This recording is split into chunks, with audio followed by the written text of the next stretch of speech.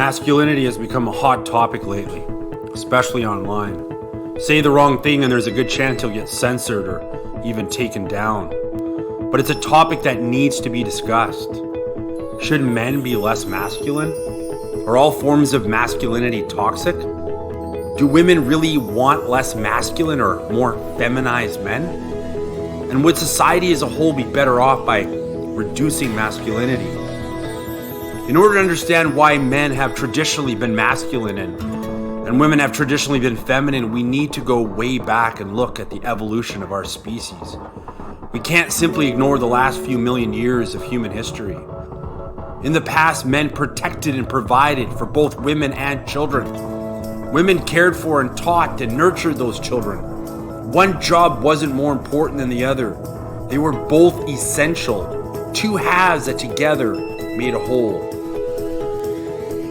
This is why even today, most men and women parent differently. If a child falls off his bike, the mom will run over and comfort him. The father will likely lecture him on why he needs to be paying attention and watching where he's going. One style or approach is not better than the other. They are both important.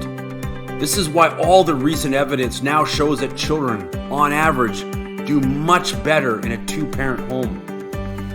One parent that is too harsh can balance out another parent who is too easy or lenient.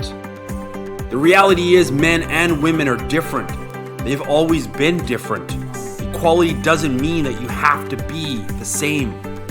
In history, men needed to be masculine to survive, to thrive, to provide, and to protect. Men who were not strong and masculine were either killed before they could reproduce, or they couldn't find a woman willing to reproduce with them. This is why even today women are attracted to men who are taller and stronger and more confident and assertive and who demonstrate signs that they are capable and ambitious. Yes, times have changed and women can often feel like they no longer need a masculine man.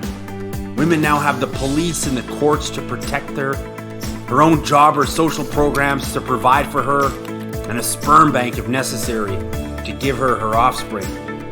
And yet, most women still want a masculine man. It's undeniable.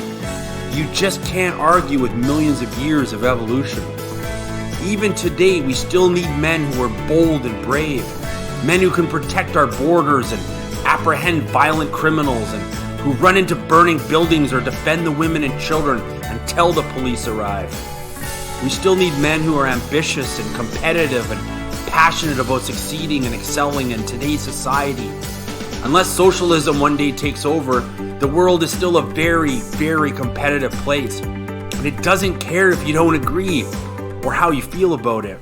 Men can be told to show more emotions, to be more vulnerable, and to be less aggressive, but the truth is the world doesn't really care about your feelings.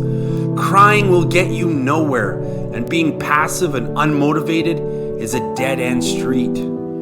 Teaching young boys to be less masculine or more feminine is sentencing them to a lonely, frustrating, and unsuccessful life. The world still recognizes hierarchies, and it likely always will. Masculine men care for and provide for their families. They protect them at all costs, and they instruct their children and consistently model appropriate and effective behaviors. Masculine men realize the world is not a fair place and will continue to strive to improve themselves, to level up, and to provide the best life possible for those he loves and is responsible for. A masculine man is resolute in his own convictions.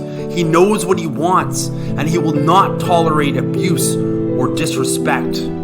There will always be people who are toxic, men and women, but being masculine does not make you toxic. In fact, real masculinity is anything but toxic.